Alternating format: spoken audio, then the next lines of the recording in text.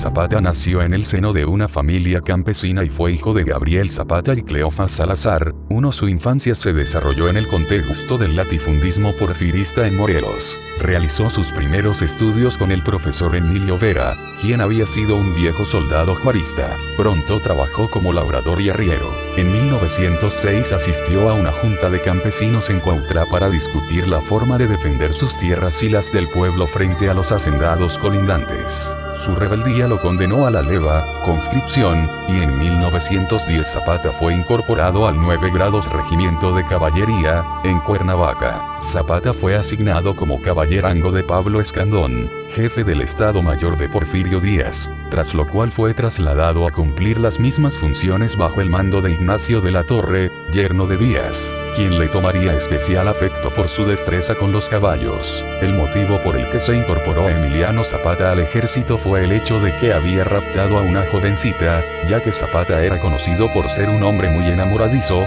La acusación la puso el padre de Inés Alfaro Aguilar, joven con quien tiempo después Zapata tendría 2 hijos, Nicolás y Elena Zapata Alfaro. En la fotografía en la que Zapata aparece junto a Villa sentado en la silla presidencial, el niño más pequeño que se asoma es Nicolás. También según el historiador Jesús Sotelo Inclán, Zapata se casó con una joven de clase acomodada llamada Luisa Merino y al caer la dictadura porfirista, el 20 de agosto de 1911 contrajo matrimonio con la señorita Josefa Espejo Sánchez, conocida como la generala originaria de Anenecuilco, hija de don Fidencio Espejo y Guadalupe Sánchez Merino, con quien procreó 2 hijos más. El primero tuvo por nombre Felipe. Este nació en el Cerro El Jilguero y murió a la edad de 5 años en uno de los tantos refugios que como familia tuvieron luego de ser mordido por una víbora de cascabel.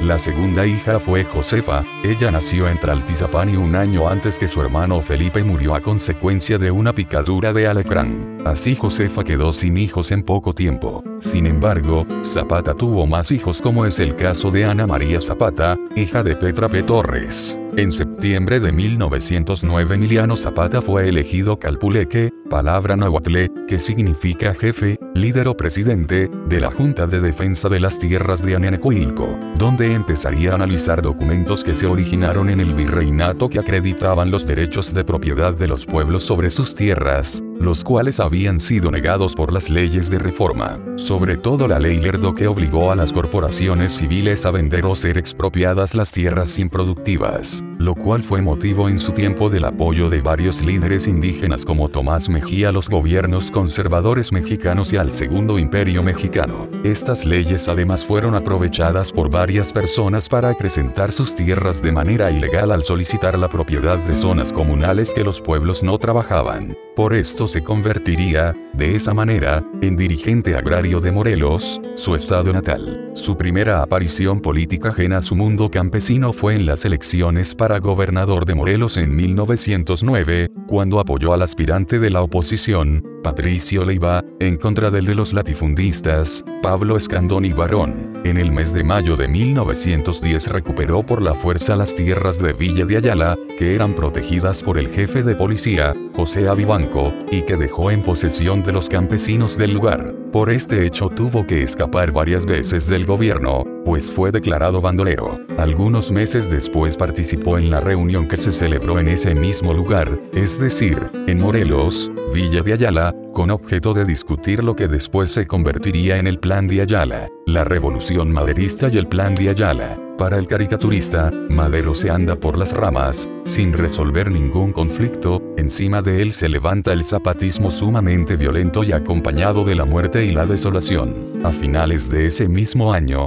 Pablo Torres Burgos fue enviado a Estados Unidos por Emiliano Zapata para que se pudiera entrevistar con Francisco I. Madero. El resultado de esta entrevista fue la decisión de tomar las armas por Emiliano Zapata y otros 72 campesinos, y con Juan Moreno, Rafael Moreno, Maurilio Mejía y José Vergara. Esto lo hicieron el día 10 de marzo de 1911, cuando proclamaron el Plan de San Luis. Se dirigió hacia el sur, pues ya era perseguido por Aureliano Blanquet y su batallón de soldados. En este periodo del movimiento zapatista sobresalen las batallas de Chinameca, Jojutla, Jonacatepec, Tlayecac y Tlaquiltenango, así como la muerte del zapatista y antiguo líder del movimiento suriano, Pablo Torres Burgos, que incluso precedió al mismo Emiliano.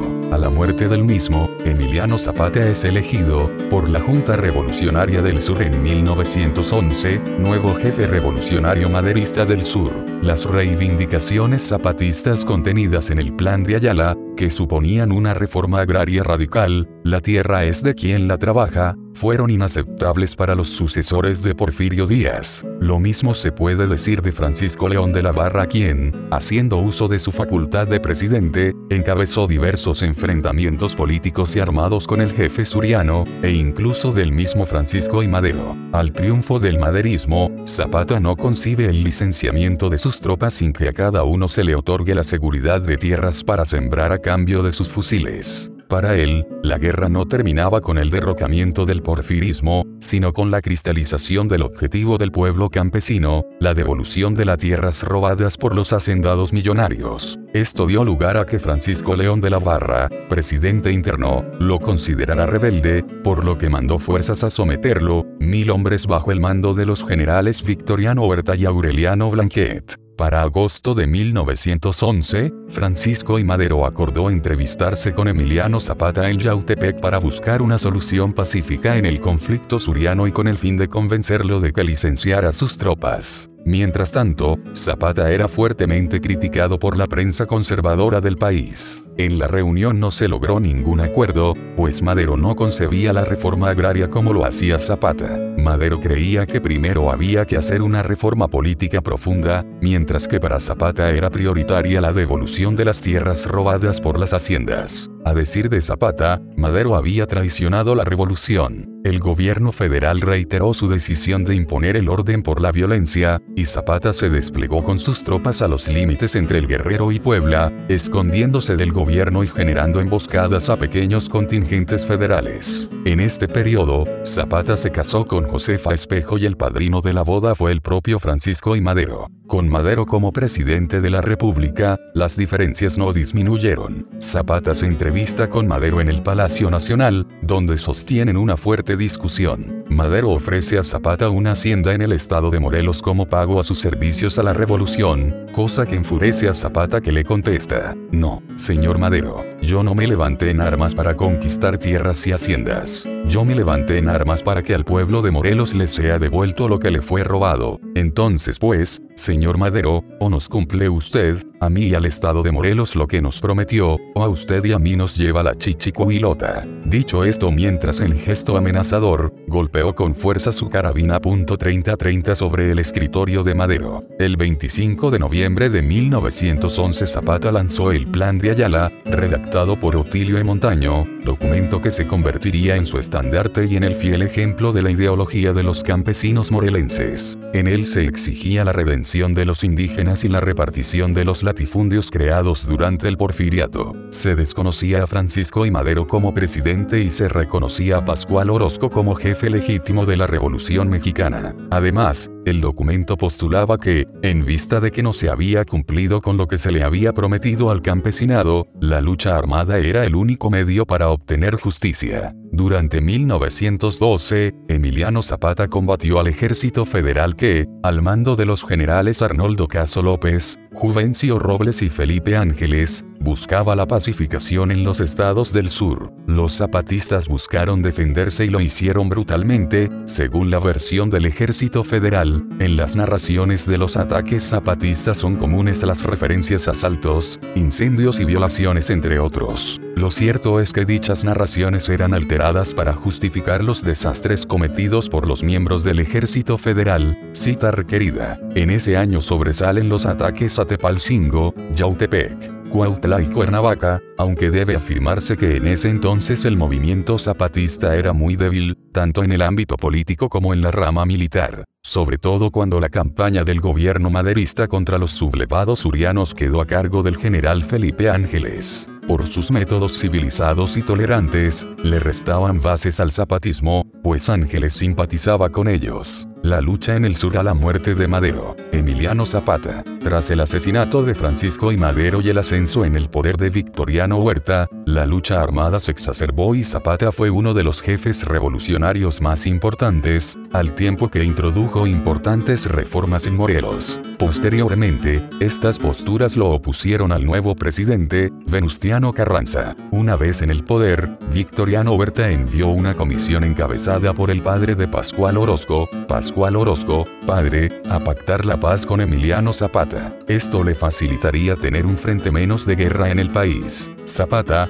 que contaba ahora con el dominio de Morelos y parte del Estado de México, del Estado de Guerrero, de Puebla y de Tlaxcala, se negó a pactar con aquellos a quienes él llamó asesinos de Madero. Fusiló al emisario de Huerta, envió una carta al general Félix Díaz, repudiando al gobierno de Huerta y para el mes de mayo de ese mismo año, reformó su plan de Ayala, declarando que Victoriano Huerta era indigno de la presidencia del país. A Pascual Orozco se le retiró el cargo de jefe de la revolución y Zapata quedó entonces como único jefe del Ejército Libertador del Sur. En los primeros meses de 1914, Zapata tomó Junacatepec y Chilpancingo. Ese mismo año su ejército constaba ya de 27.000 hombres, por lo que para abril ya había controlado por completo el estado de Morelos y algunos lugares de Guerrero. Poco después tomó Cuernavaca y para junio ocupó Coajimalpa, Xochimilco y Milpa Alta, con lo que amagaba a la Ciudad de México. Las fuerzas constitucionalistas les cerraron el paso, al ocupar la Ciudad de México antes que las propias zapatistas, las cuales se encontraban más cerca. En septiembre, Venustiano Carranza envió a Juan Saravia, a Antonio I. Villarreal y a Luis Cabrera Lobato a conferenciar con Emiliano Zapata, pero nuevamente el caudillo suriano exigió la renuncia de Venustiano Carranza al poder ejecutivo, y el reconocimiento del plan de Ayala. Los emisarios, como toda respuesta, abandonaron su campamento y el estado, pues Carranza rechazó rotundamente sus peticiones, calificándolas de inadecuadas. El gobierno convencionista. El mismo mes, Emiliano Zapata, desde su cuartel general de Cuernavaca, promulgó la entrega de tierras a los pueblos, invitado por varios delegados de la Convención de Aguascalientes, en la que los tres grupos más importantes que participaron en la Revolución Mexicana intentaron dirimir sus diferencias. Zapata no fue en persona al citado evento, pero envió a una comisión, integrada por Antonio Díaz Soto y Gama, quien protagonizó el incidente de la bandera, Leobardo Galván González, un licenciado del pueblo de Tepoztlán, nacido en el barrio de Santo Domingo, en la actual calle de Aniceto Villamar en un predio llamado Coyulan y único morelense enviado por Emiliano Zapata a Aguascalientes, que desempeñó un papel importante de negociación para la asistencia de la delegación zapatista. Negociaciones tanto con Lucio Blanco como con el mismo general Francisco Villa, Paulino Martínez, Manuel J. Santibáñez y Manuel Uriarte, quienes quedaron en calidad de observadores hasta que la convención optó por desconocer a Venustiano Carranza. Así pues, Emiliano Zapata se unió con Francisco Villa y ambos reconocieron a Eulalio Gutiérrez como presidente provisional de México, no así el encabezado por Venustiano Carranza, lo que provocó la continuación de la guerra civil. A finales de noviembre, la poderosa División del Norte y el Ejército Libertador del Sur entraron en la Ciudad de México. Entrada de los generales Villa y Zapata a la ciudad. Alcanzó así fama nacional el movimiento zapatista como la otra cara de la moneda entre los campesinos surianos y los del norte.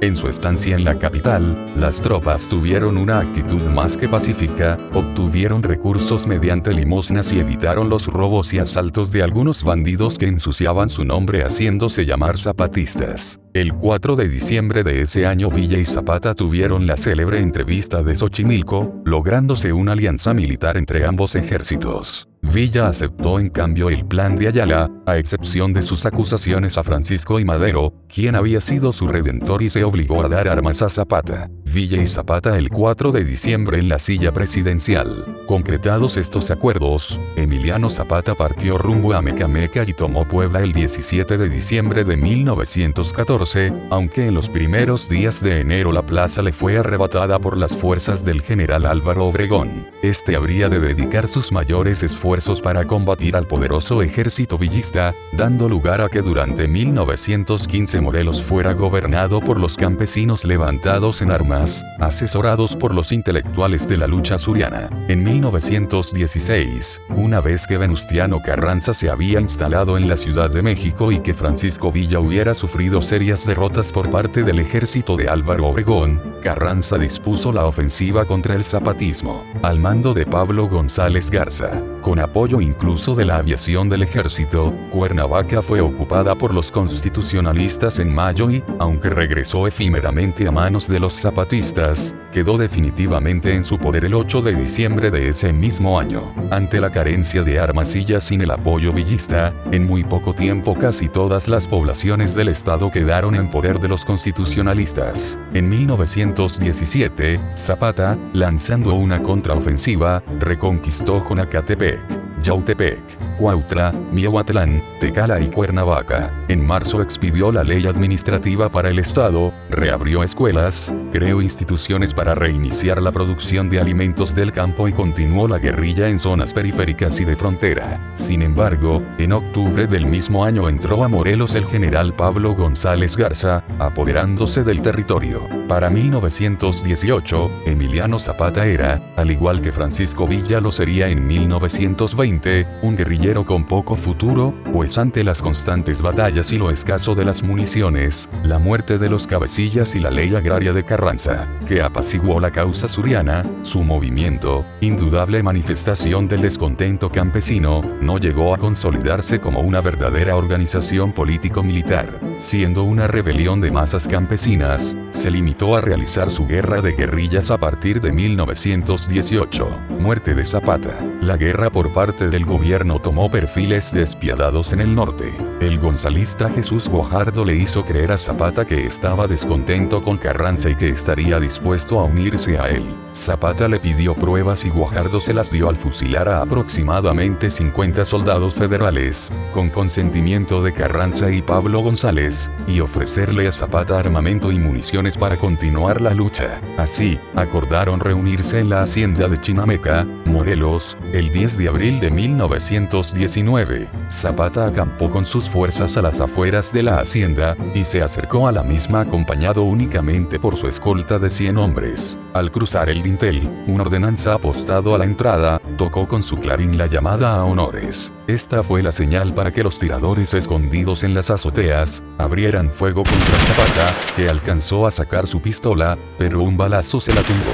No pocos condenaron el procedimiento. Además, esto dio lugar a que, una vez muerto, Zapata se convirtiera en el apóstol de la revolución y símbolo de los campesinos desposeídos. El movimiento continuó, aunque ya con menos intensidad, y los zapatistas acordaron nombrar a Gildardo Magaña Cerda jefe del Ejército Libertador del Sur. Él sería el último, pues casi un año después, los antiguos compañeros de Zapata se integrarían al gobierno aguaprietista, aunque algunos de ellos serían asesinados por el mismo gobierno. Entre la gente común del estado de Morelos, que se negaba a dar crédito a la muerte de Zapata, circulaba la creencia de que no era su caudillo el que había sido asesinado por Guajardo. Se decía que le hacía falta un lunar, que si Zapata era más alto o más moreno. Se decía que no era posible que, si Zapata había escapado a tantas emboscadas y siempre había tenido tan buen olfato para los engaños, hubiera caído de esta manera. Se decía que Zapata había mandado en su lugar a uno de sus compadres, con quien compartía un gran parecido.